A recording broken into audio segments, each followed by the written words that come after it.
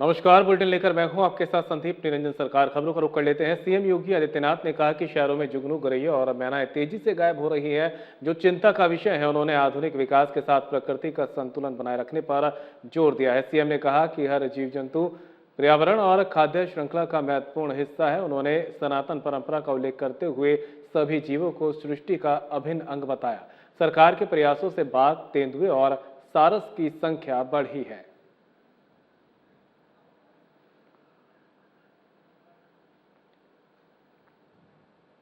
लखनऊ मौसम विज्ञान केंद्र को क्षेत्रीय मौसम विज्ञान केंद्र में परिवर्तित करने के लिए कार्यक्रम आयोजित किया गया। इस पहल का उद्देश्य उत्तर प्रदेश में मौसम पूर्वानुमान और आपदा प्रबंधन प्रणाली को और अधिक मजबूत बनाना है। मुख्यमंत्री योगी आदित्यनाथ के नेतृत्व में मौसम सेवाओं के विस्तार पर विशेष जोर दिया जा रहा है। कार्यक्रम में सीएम योगी ने क्या कुछ कहा है, आइए आपको सुनाते हैं।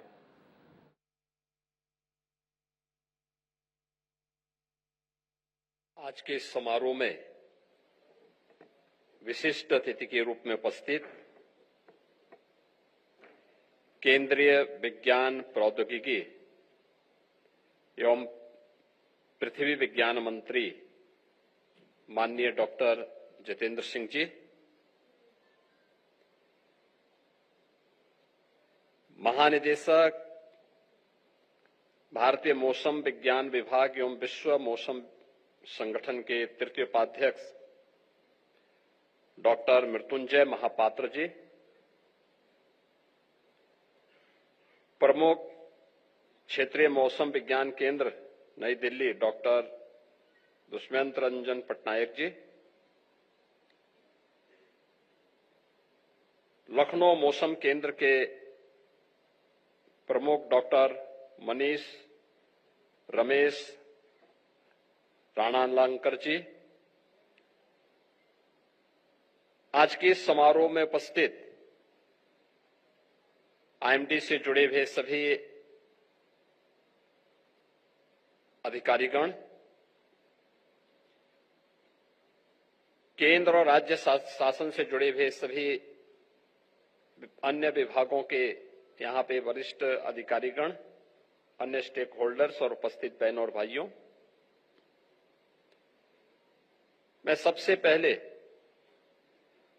उत्तर प्रदेश की राजधानी में रीजनल मेट्रोलॉजिकल सेंटर की स्थापना के लिए आदरणीय प्रधानमंत्री जी के प्रति आभार व्यक्त करते हुए माननीय केंद्रीय मंत्री डॉक्टर जितेंद्र सिंह जी को और मेट्रोलॉजिकल डिपार्टमेंट को हृदय से धन्यवाद ज्ञापित करता हूं। मुझे प्रसन्नता की अनुभूति है कि जिस राज्य की आबादी स्वयं में 25 करोड़ है, उस राज्य के अंदर हम लोग पिछले मैं 7-8 वर्षों से इस बारे में अक्सर देखता था, कभी अतिवृष्टि को, कभी लाइटनिंग की घटना को, कभी अनावृष्टि की स्थिति को देख करके, और अक्सर ये सीजन होता था जब मैं मेट्रोलॉजिकल डिपार्टमेंट के साथ बैठ करके विभिन्न विभागों के साथ चर्चा करके उनसे इस बारे में कहता था कि यूपी को सटीक और सही जानकारी समय पे मिले, जिससे हम उसके अनुरूप रणनीति बना सकें। और मुझे प्रसन्नता है कि आज माननीय केंद्रीय मंत्री डॉक्टर जितेंद्र सिंह जी की उपस्थिति में अब लखनऊ भी मेट्रोलॉजिकल डिपार्टमेंट का एक रीजनल सेंटर के रूप में अपने आप को स्थापित कर रहा है। ये सचमुच उत्तर प्रदेश जैसे राज्य के माध्यम से विकसित भारत की संकल्पना को एक नई कड़ी को साइंटिफिक तरीके से आगे बढ़ाने की दिशा में एक महत्वपूर्ण कदम है। इसके लिए मैं प्रदेशवासियों की ओर से माननीय डॉक्टर जितेंद्र सिंह जी के प्रति और आदरणीय प्रधानमंत्री जी के प्रति हृदय से आभार व्यक्त करता हूं।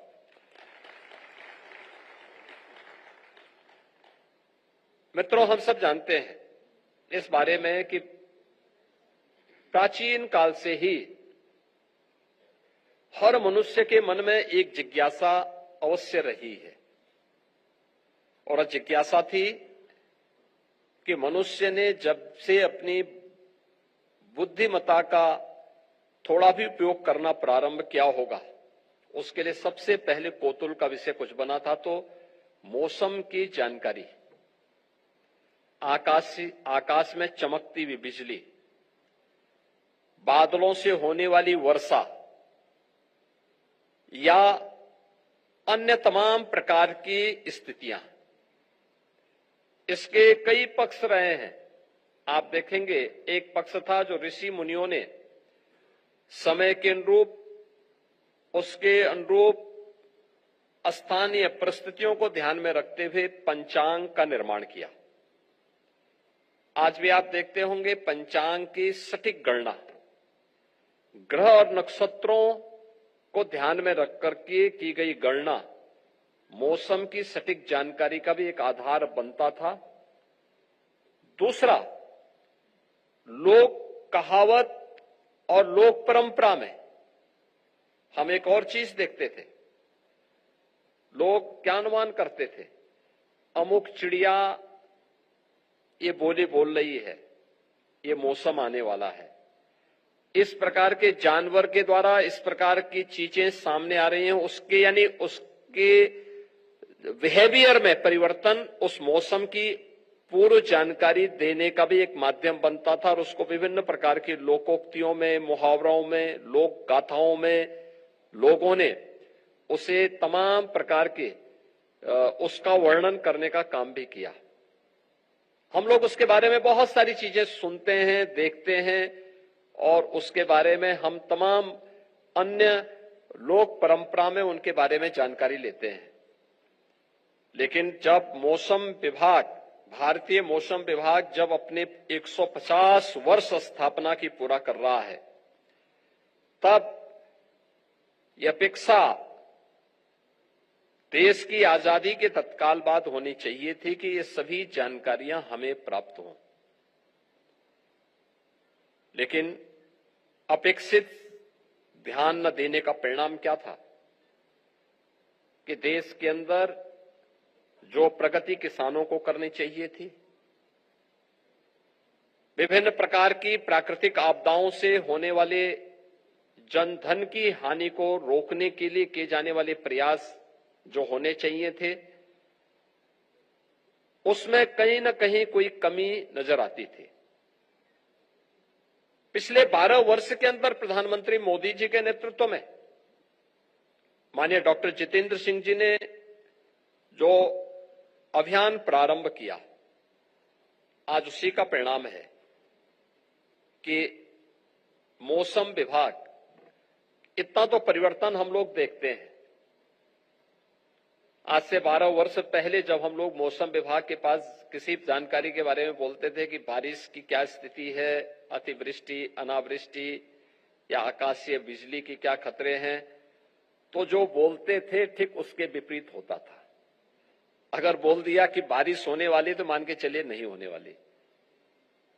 लेकिन इधर मैं देखता हूं कि जो भी वे जानकारी देते हैं कि फलाने तारीख को बारिश होगी, आंधी तूफान आएगी और किस प्रकार की स्थितियां हैं, वो सटीक जानकारी आज के दिन पे हमें प्राप्त हो रही है। और मैंने इस चीज को देखा है। अभी पिछले दिनों मैंने 2 अनुभव किए। 13 मई को अचानक आपदा एक आई थी। आंधी तूफान के कारण उत्तर प्रदेश के कुछ जनपदों में काफी जनधन की हानि हुई। मैंने उस दिन इस बात को पूछा, मैंने उसके 2 दिन के बाद बैठक ली। मैंने कहा भाई ये अर्ली वार्निंग सिस्टम का क्या हुआ, क्यों नहीं ये काम कर रहा था? तो पता लगा नहीं, अर्ली वार्निंग सिस्टम तो अपना ठीक काम कर रहा है, लेकिन कहीं लोकल स्तर पर भी जो स्थानीय प्रशासन को भी सक्रिय होना चाहिए था, उसका अभाव है। फिर मैंने रात्रि को एक बार वीडियो कॉन्फ्रेंसिंग में पूरे प्रदेश को जोड़ा। मैंने कहा भी बंद मोबाइल फोन की भी घंटी बज रही है, आपको अलर्ट किया जा रहा है, लोकल स्तर पर भी तो आपको कुछ जानकारी देनी चाहिए लोगों को, अपनी संस्थाओं को भी तो अलर्ट करना चाहिए। मैंने देखा उसके ठीक चौथे पांचवें दिन जब फिर एक आपदा आई, तो आपदा आने के 3 घंटे पहले से ही सबको अलर्ट आना शुरू हो गया था, सबके मोबाइल फोन बजते हुए दिखाई दे रहे थे। यह टेक्नोलॉजी का उपयोग करते हुए। मैं सहारनपुर की घटना आपको बताता हूं। सहारनपुर में शिवालिक पहाड़ी के ठीक तलहटी में मां शाकंभरी देवी का मंदिर है। देहरादून और शिवालिक पहाड़ियों में भारी बरसात हुई और अक्सर होता था कि भारी बरसात होती थी तो शिवालिक की पहाड़ी से जो जल एकत्र होता था एक साथ वहां पे बाढ़ जैसा माहौल पैदा कर देती। उस समय मंदिर में कीर्तन चल रहा था, काफी बड़ी संख्या में लोग थे, लेकिन समय पे अलर्ट आने का परिणाम क्या था कि उन सबको डिस्पर्स करके सुरक्षित स्थानों में भेज दिया गया। जो व्यापक जनधन की हानि होती उसको रोक दिया गया। 2 लोगों की उस समय मौत हुई, उनमें से भी एक जब पानी आया एक महिला जबरदस्ती उसमें उतरी, बह के चली गई। एक अन्य महिला, ये 2 लोगों की मौत हुई, अन्यथा जितने लोग थे सबको सुरक्षित स्थानों पर प्रशासन ने और स्थानीय नागरिकों ने उस अलर्ट के नाते भेज दिया, अन्यथा उसमें दर्जनों लोगों की मौत उसके कारण हो जाती। लेकिन उसके कारण अलर्ट करने का परिणाम क्या था कि ये टेक्नोलॉजी का उपयोग कैसे मौसम विभाग ने सही समय पर सही जानकारी दी, परिणाम हम सबके सामने आया। हमने व्यापक जनधन की हानि को होने से वहां पे रोकने में सफलता प्राप्त की। दूसरा, अर्ली वार्निंग सिस्टम का जो लाभ, उत्तर प्रदेश के अंदर हमारे कुछ जनपद थे जहां पे आकाशीय बिजली का खतरा बहुत रहता है। मिर्जापुर, सोनभद्र, चंदौली, ये जिले हैं जहां पर अक्सर हम लोग देखते थे कि घटनाएं होती थी। हर वर्ष लगभग 100-150 लोगों की मौत होती थी। मुझे याद है आज से लगभग 4-5 वर्ष पहले की घटना है। एक ही दिन में 90 लोगों की मौत प्रयागराज से लेकर के बिहार पटना के बीच में हुई थी, जिसमें लगभग 30 के आसपास मौत यूपी की थी और 60 के आसपास मौत बिहार की थी।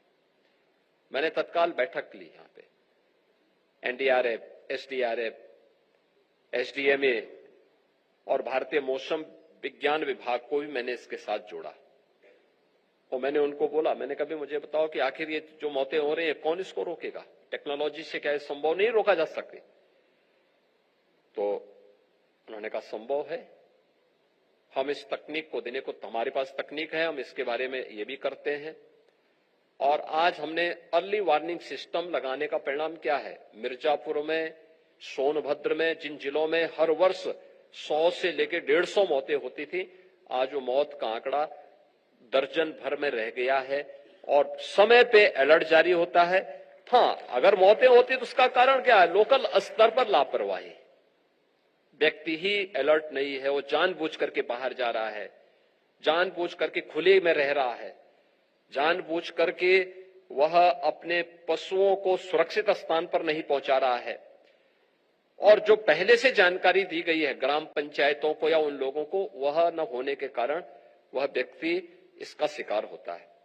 तो स्वाभाविक रूप से इसका उपयोग किस रूप में?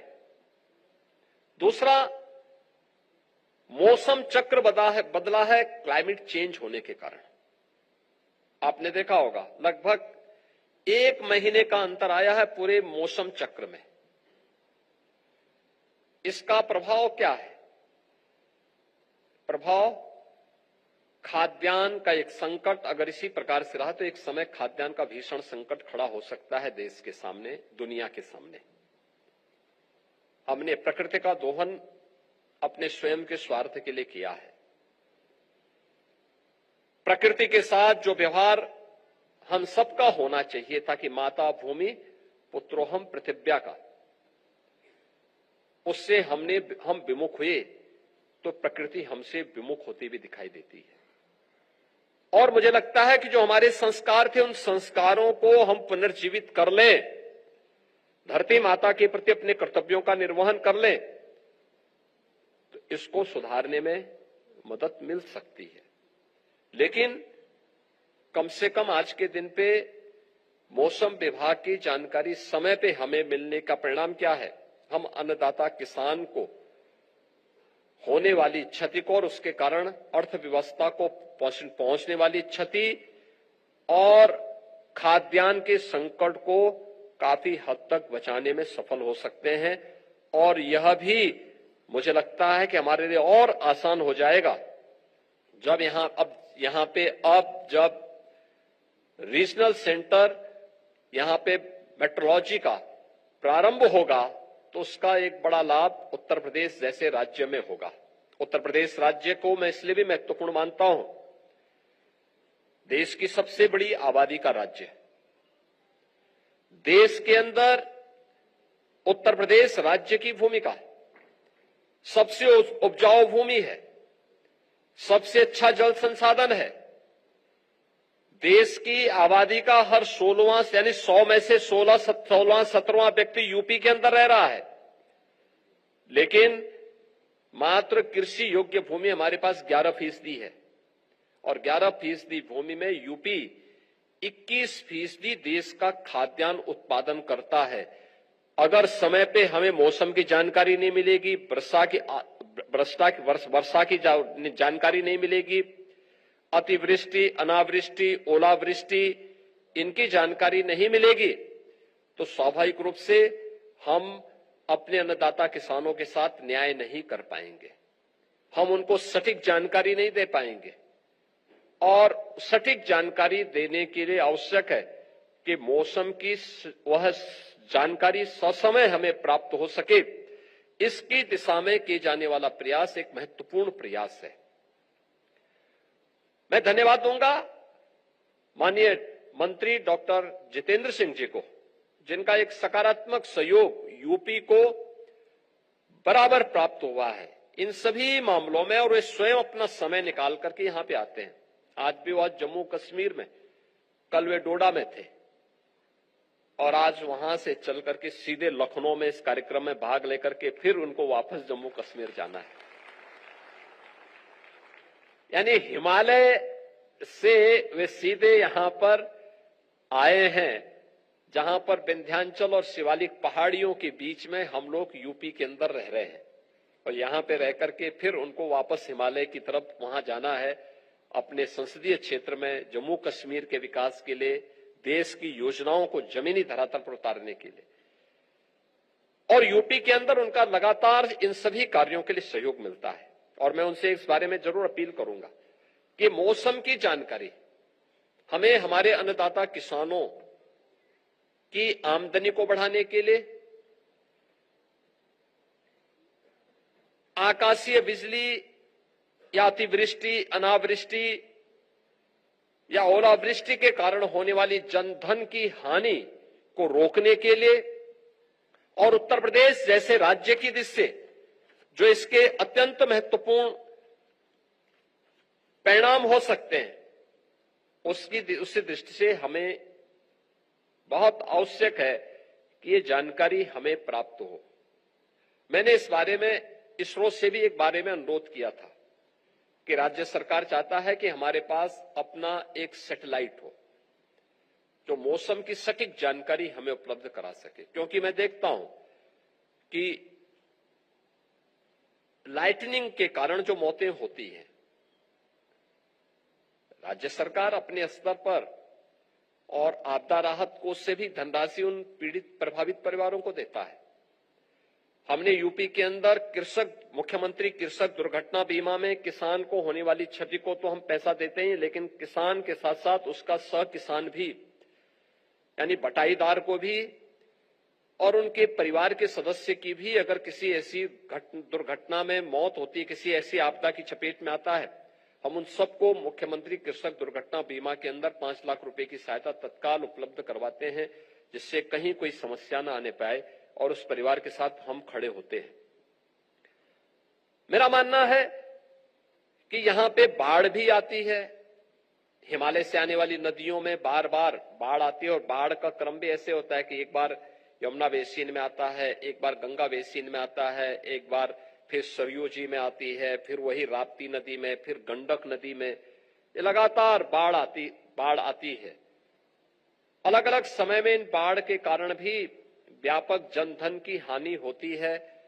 हम लोगों ने इसके लिए तमाम प्रयास भी किए हैं, लेकिन इन सब के लिए आवश्यक है कि यूपी के अंदर मौसम की सटीक जानकारी देने के लिए डॉपलर स्थापित हो रहे हैं, ये हमें जानकारी देते हैं। लेकिन अगर कोई सैटेलाइट यूपी स्पेसिफिक हो, यूपी गवर्नमेंट उसमें मदद करने को तैयार है, जो यूपी को सही समय पर सही जानकारी दे सके और इन सब की जानकारी के लिए केंद्र यूपी के अंदर बन सके।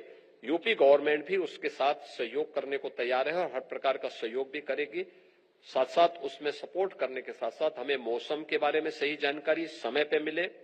भारतीय मौसम विज्ञान विभाग बहुत अच्छा काम कर रहा है और हमें समय पे जानकारी वर्तमान में देता है। मैं जो भी बैठक बुलाता हूं, क्योंकि इधर हमारी बैठकों का क्रम लगातार चलता है इस सीजन के लिए, तो उसमें मैं देखता हूं सही जानकारी वे लोग देते हैं और उसका सही लाभ यूपी को मिलता है। मैंने आपके सामने कुछ उदाहरण प्रस्तुत भी किए कि कैसे हम उससे लाभान्वित होते हैं।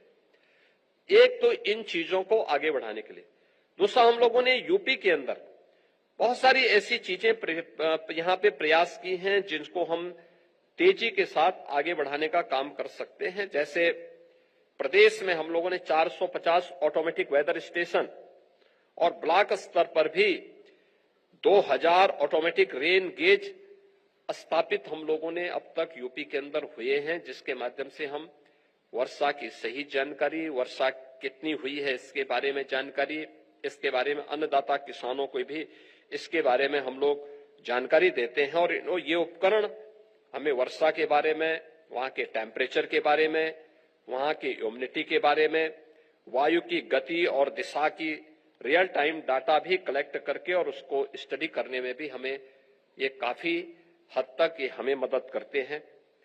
इसके साथ ही जो हमारे आजमगढ़, वाराणसी, अलीगढ़, झांसी, लखनऊ, इन जनपदों में X band Doppler weather radar विभिन्न चरणों में जो स्थापित किए जा रहे हैं, ये भी हमें जो रडार हैं आंधी, तूफान, भारी वर्षा, ओलावृष्टि, इन सब की निगरानी करने में ये हमें उत्तर प्रदेश में मदद करेंगे। प्रदेश में लाइटनिंग के यानी आकाशीय बिजली के डिटेक्शन सेंसर लगाए गए हैं और मैंने आपको पहले बताया है कि इसके कारण हमें काफी लाभ प्राप्त होता है। भारत सरकार के भी सचेत platform, cell broadcast, SMS alert भी हमें जो है बड़ी संख्या में मिलते हैं, जो मैंने आपको बताया भी कि अभी पिछले दिनों कैसे ये एसएमएस हमें समय पे प्राप्त हुए। उसके बाद मोबाइल फोन में वहां पर लोगों को इसके बारे में सचेत करने में कैसे सहायता मिली और कैसे बड़ी संख्या में हमने सहारनपुर और अन्य जनपदों में जनधन की हानि को रोकने में उसके कारण हमें मदद मिली है। और मैं यही चाहता हूं कि ये सारी चीजें अगर आगे बढ़ती हैं, उत्तर प्रदेश जैसे राज्य को अपने कार्यक्रमों को और अन्नदाता किसानों को उनके जीवन में व्यापक परिवर्तन करने में काफी सुविधा होगी। और मेरा मानना है कि यूपी के अंदर एग्रीकल्चर के क्षेत्र में जो संभावना है, हॉर्टिकल्चर के क्षेत्र में जो संभावना है, वेजिटेबल उत्पादन के लिए जो संभावना है, अभी हम लोग 11% कृषि लैंड में, और एक कृषि लैंड जो हमारे पास है इसमें से 86% कृषि लैंड हमारी ऐसी है जो सिंचित है। 3-3 फसल हमारा अन्नदाता किसान लेता है। इसमें समय पे अगर हम जानकारी दे देंगे तो इसी कृषि भूमि में जिसमें हम आज देश के लिए 21% खाद्यान्न उत्पादन करते हैं, इसी में मेरा मानना है कि हम इसमें 35 से 36% खाद्यान्न उत्पादन करने की सामर्थ्य अकेले यूपी रखता है।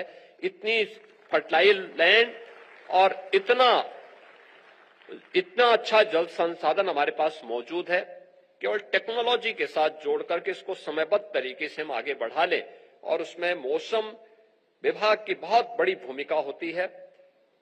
मैं आज के इस अवसर पर लखनऊ को एक रीजनल सेंटर के रूप में स्थापित करने के लिए आपको मैं हृदय से धन्यवाद देता हूं, आदरणीय प्रधानमंत्री जी के प्रति आभार व्यक्त करता हूं और मौसम विभाग के जो भी हमारे अधिकारीगण हैं, यहाँ उनके डीजी आए हैं, यहाँ उनसे जुड़े हुए जो भी दिल्ली से जुड़े हुए हमारे क्षेत्रीय प्रमुख हैं, अन्य साइंटिस्ट हैं, इन सभी का मैं एक बार फिर से हृदय से धन्यवाद ज्ञापित करते हुए इस बात के लिए आश्वस्त करता हूं कि अच्छी टेक्नोलॉजी लाने के लिए क्वांटम कंप्यूटिंग का हो या यूपी के अंदर किसी भी प्रकार की अन्य तकनीक को लाने के लिए या मौसम विभाग के द्वारा जो भी अन्य कार्यक्रम यूपी के अंदर लागू होंगे उसके लिए जिस भी प्रकार के सहयोग की आवश्यकता पड़ेगी, राज्य सरकार इसके लिए पूरी मदद करने को तैयार है।